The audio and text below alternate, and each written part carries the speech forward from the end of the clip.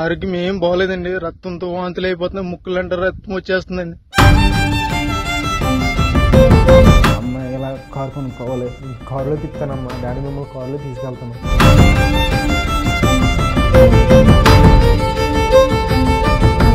అలాగే లోకేష్ గారు మీకు నిన్న నిజంగా రుణపడి ఉంటాను సార్. లోకేష్ గారిని కలిసి ఒక్క ఛాన్స్ కలిగించింది సార్ నిజంగా.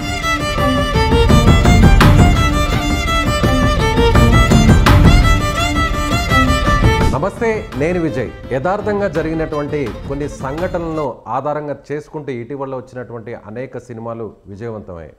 అందులో భాగంగా ఇటీవల రిలీజ్ అయినటువంటి ఆడు జీవితం, మలయాళంలో తీసినటువంటి సినిమా ఇటీవల తెలుగులో కూడా డబ్ చేశారు, ఓటీటీలో కూడా అందుబాటులో ఉంది. ది గోట్ లైఫ్ అంటూ వచ్చినటువంటి సినిమా ఇటీవల చాలా ప్రజాదరణ పొందింది. అయితే ఈ సినిమాలో ఉన్నటువంటి కథ, ముఖ్యంగా ఇలాంటి కథాంశంలోనే నిజంగా జరిగినటువంటి కొన్ని సంఘటనలు కూడా ఉన్నాయి. ఇటీవల గల్ఫ్కు వెళ్ళినటువంటి అనేక మంది కూడా అక్కడ ఏజెంట్ల చేతిలో మోసపోతూ ఇక్కడ జరిగినటువంటి ఉదంతాలు, ఈ సినిమాలో జరిగినటువంటి అనేక ఇన్సిడెంట్స్, సీన్స్నే ఎగ్జాక్ట్గా జరిగినట్టుగా మనం చెప్పవచ్చు. ప్రస్తుతం మనతో పాటు వీరేంద్ర కుమార్ ఉన్నారు.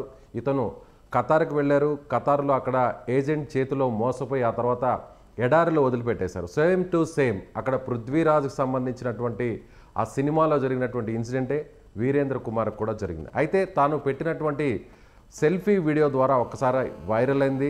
లోకేష్ వరకు ఈ వీడియో చేరింది. లోకేష్ ఇమీడియట్గా స్పందించి నేరుగా వీరేంద్ర కుమార్ను ఇండియాకి తీసుకొచ్చారు. ప్రస్తుతం వీరేంద్ర కుమార్ మనతో పాటు ఉన్నారు. అక్కడ ఉన్నటువంటి అనేక ఇబ్బందులు కూడా వీరేంద్ర కుమార్ సుమన్ టీవీ ద్వారా ప్రపంచానికి కూడా తెలియజేశారు. సో అక్కడ పడినటువంటి కష్టాలు, ఇబ్బందులు సేమ్ టు సేమ్ ఈ సినిమాలో ఉన్నటువంటి సంఘటనలు ఎలా జరిగాయో నేరుగా అడిగి తెలుసుకుందాం. మనతో పాటు మన స్టూడియోలో ఉన్నారు వీరేంద్ర కుమార్. నమస్తే వీరేంద్ర కుమార్. నమస్తే సార్. సో మొత్తానికి ఇండియాకి సేఫ్గా వచ్చేసారా? ఎస్ సార్, సేఫ్ వచ్చి వస్తారా అనుకున్నారా మీరు? అసలు అనుకోలేదు సార్.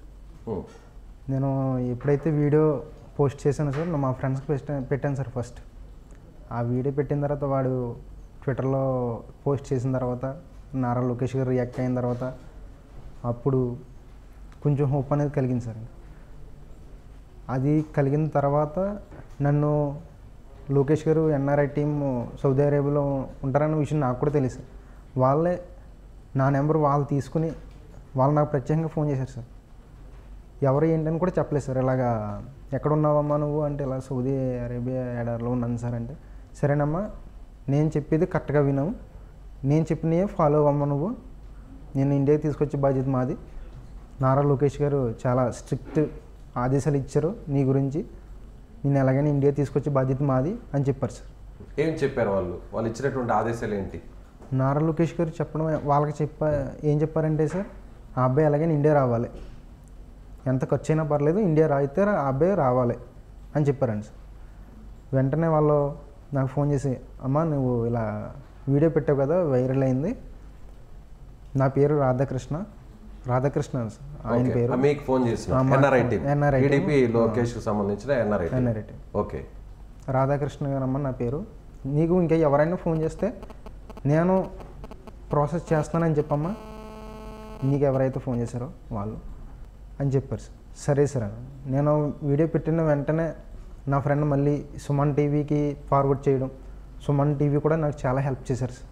సుమన్ టీవీ పెట్టిన తర్వాత అనేక మీడియా ఛానల్స్ కానీ ఫార్వర్డ్ అయింది. సోషల్ మీడియాలో అంతా కూడా బాగా వైరల్, చాలా బాగా వైరల్ అయింది సార్. ఫస్ట్ మా ఫ్రెండ్ పెట్టిన లోకేష్ గారు అయితే ట్వీట్ చేశారు. ట్వీట్ చేసిన తర్వాత అది ఎవరికి తెలియలేదు సార్. అంటే మాకు మాత్రమే, ఎన్ఆర్ఐ టీం వాళ్ళకి మాత్రమే తెలిసింది. ఎప్పుడైతే సుమన్ టీవీలో కూడా మా ఫ్రెండ్ పోస్ట్ చేశాడో ఇప్పుడు మొత్తం ఇంకా యావత్ ప్రపంచానికి, దేశానికి తెలిసింది సార్. సో కొన్ని లక్షల మంది, మిలియన్స్ మంది చూశారు. ఓకే, అప్పుడు ఇంకా హోప్ అనేది చాలా కలిగింది సార్ నాకు. అప్పటి వరకు నాకు ఆ హోప్ లేదు సార్. ఇంకా ఇండియా వెళ్తానన్న చేస్తే 2 సంవత్సరాలు చేయాలి, లేదా ఈ 2 సంవత్సరాల్లో నేను చచ్చిపోవచ్చు. ఈ రెండే ఆలోచించుకో, ఇంకా నా బ్రెయిన్లో అలాగే తిరుగుతుంది సార్. ఈ రెండే నాకు ఇంకా ఉన్నాయి, ఈ 2 ఆలోచనలు చేస్తే 2 సంవత్సరాలు చేయాలి, బతుకుంటే ఇండియా వెళ్తాను, లేదా ఇంకెక్కడే. అంటే 2 సంవత్సరాల వరకు బతుకుంటే ఇండియాకి వెళ్ళాలి అంటే 2 సంవత్సరాల వరకే టైం అక్కడ నీకు వీసా టైం? అది అవును సార్. వీసా మీద అయితే 5 years ఉంది సార్. ఓకే, 5 years వరకు ఉంది సార్. కాకపోతే 2 సంవత్సరాలకు ఒకసారి సెలవు పెట్టుకుని వెళ్ళొచ్చాను sir. Okay, 5 years visa time ఉంటే, పీరియడ్ ఉంటే 2 సంవత్సరాలు ఒకసారి మధ్యలో ఇండియాకి వెనక్కి రావచ్చు. 2 సంవత్సరాల వరకు పంపించారు. ఎందుకంటే నా పాస్పోర్ట్ మొత్తం ఐడి ప్రూఫ్ అన్నీ వాళ్ళ దగ్గర ఉంటాయి కదా సార్. 2 సంవత్సరాల కన్నా నాకు ఇప్పుడు నాకు బాగోలేదు, హెల్త్ బాగోలేదు, నేను అలా చేయలేను అని చెప్పినా కానీ వాళ్ళు కనికరించట్లేదు సార్. అంటే నీలాగా వెళ్ళిన వాళ్ళందరూ కూడా ఆ పాస్పోర్ట్ అంతా కూడా వాళ్ళే హ్యాండ్ ఓవర్ చేసుకుంటారు? మామూలుగా జనరల్గా మీ దగ్గర పాస్పోర్ట్ని ఉంచరా వాళ్ళు? ఉంచరండి సార్. ఓకే. నేను ఫస్ట్ టైం వెళ్ళాను సార్. నాకు అక్కడ పద్ధతులు, పాస్పోర్ట్ తీసుకోవడం అంటే చెప్పారు సార్. నేను తెలుసుకున్నాను, కాకపోతే నాకు నేను అనుభవించలేదు కదా సార్. ఫస్ట్ టైం అనుభవించాను. నాకైతే వెళ్ళిన వెంటనే పాస్పోర్ట్ తీసుకున్నారు. ఐడి ఖత్తర్లో అక్కమ్మ చేశారు సార్. అక్కమ్మ కూడా నాకు కనీసం ఫోటో తీసుకోవడానికి కూడా ఇవ్వలేదు సార్. వాళ్ళు వెంటనే వాళ్ళే చేసి వాళ్ళ దగ్గర పెట్టేసుకున్నారు. అంటే వాళ్ళు నాకు ఇచ్చేస్తే వీడు ఎక్కడ పారిపోతాడన్న భయం ఉంది. సో ఆ అనుమానంతోనే వాళ్ళ దగ్గరే పాస్పోర్ట్స్ ఉంచుకుంటారు. అంటే నీకేం చెప్పారు, అసలు ఏం వర్క్ అని చెప్పారు నీకు అక్కడ? బట్ అక్కడ ఎలాంటి వర్క్ నీ చేత చేయించారు సార్? నాకైతే ఏజెంట్ అయితే సార్ ఇంట్లో వర్కే ఉంటుందమ్మా, ఇంట్లో మాత్రమే వర్క్ చేయాలి నువ్వు, ఇంట్లో పనే చేయాలి నువ్వు, ఇంట్లో నుంచి బయటికి వెళ్ళకూడదు, వెళ్ళనివ్వరు కూడా, ఇంట్లోనే ఉంటావు, నీకు అంతా బాగుంటుంది అక్కడ. నీకు ఫుడ్ వాళ్ళే ఇస్తారు. నువ్వు ఇంకా ఏజెంట్ ఏం చెప్పారంటే సార్, బట్టలు కూడా పట్టుకెళ్ళ అవసరం లేదు నువ్వు, జస్ట్ నువ్వు 2 జతలు పట్టుకెళ్తే చాలు, బట్టలు కూడా వాళ్ళే ఇస్తారు, నీకు ఫోన్ ఇస్తారు. ఓకే, ఫోను బట్టలు అన్నీ వాళ్ళే ఇస్తా అన్నారు. నువ్వు ఇంట్లో ఏ వర్క్ అన్నారు, ఎలాంటి వర్క్ చేయాలన్నారు? ఇంట్లో వర్క్ అంటే సార్ వాళ్ళకి వారంలో 2-3 సార్లు పార్టీస్ జరుగుతాయండి sir. Night time, day time parties అయితే జరుగుతాయండి సార్. ఆ పార్టీస్ జరుగుతున్నప్పుడు నువ్వు వాళ్ళకి సర్వ్ చేయవు, వాళ్ళకి ఏం కావాలంటే అది, వాళ్ళు ఫుడ్ తింటే వాళ్ళకి ఏ ఫుడ్ కావాలో అది నువ్వు తెచ్చి ఇవ్వాలి. ఏ డ్రింక్స్ తాగుతానంటే ఆ డ్రింక్స్ తెచ్చి ఇవ్వాలి. టీ తాగితే టీ ఇవ్వాలి. టీ గవ్వ అని అంటారు సార్, గవ్వ అని అది సర్వ్ చేయాలి. అవి మాత్రమే చెప్పారు సార్. కాకపోతే నన్ను అక్కడ తీసుకెళ్ళిన తర్వాత ఆ పని ఏం చెప్పలేదు సార్.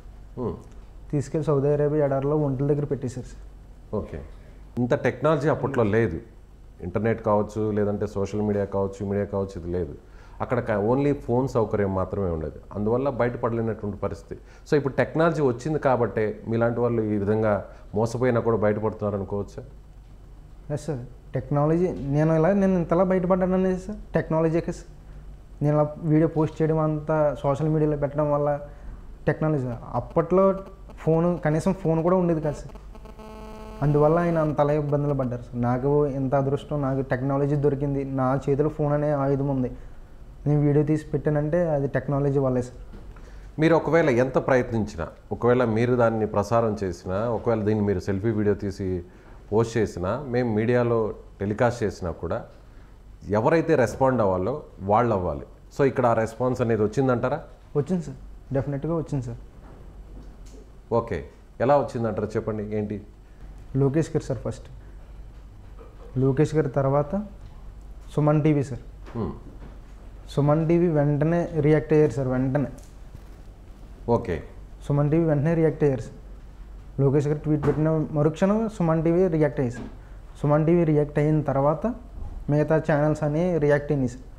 నా గురించి ప్రచారం చేయడం, ఇలా ఇరుక్కుపోయినని. లోకేష్ గారు ఇంత ఫాస్ట్గా కేవలం కొన్ని నిమిషాల్లోనే ఆయన రెస్పాండ్ అవ్వడం అనేది నిజంగా ఎవరు కూడా ఎక్స్పెక్ట్ చేయరు.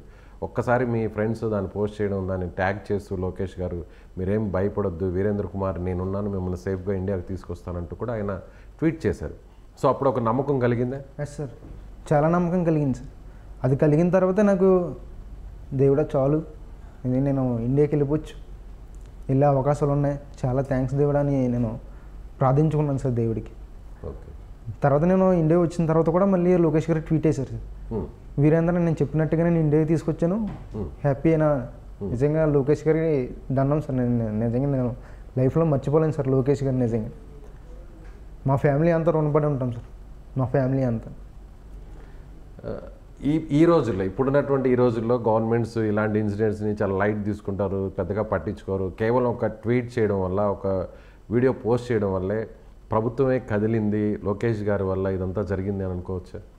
ఎస్ సార్, మొత్తం గవర్నమెంటే కదిలింది సార్. నిజంగా నాకు వాళ్ళు ఎవరో కూడా తెలియదు సార్. నాకు ఫోన్ చేసిన వాళ్ళకి అసలు వాళ్ళు ఏ పోస్ట్లో ఉన్నారో, ఏ గ్రాడ్యుయేషన్, నాకు అసలు వాళ్ళు ఎవరో కూడా తెలియదు సార్. నాకు వాళ్ళే ఫోన్ చేసి కంగారు పడకమ్మా, వాళ్ళే ధైర్యం చెప్పేవారు సార్. అలాగే మీరు కూడా విజయ్ గారు, సుమన్ టీవీ విజయ్, మీరు కూడా చాలా నన్ను ఫాలో అప్ చేసి కంగారు పడక వీరేంద్ర, ప్రయత్నాలు జరుగుతున్నాయి, ఎంబసీతో మాట్లాడుతున్నాం, నువ్వు ఎక్కువ టెన్షన్ తీసుకోకు, టైంకి తిను అని చాలా చెప్పేవారు సార్ నిజంగా. వాళ్ళు కూడా చెప్పేవారు సార్, ఎన్ఆర్ఐ టీం వాళ్ళు. ఈ నెక్స్ట్ ఈ ఖలీద్ షోఫుల్లా గారు,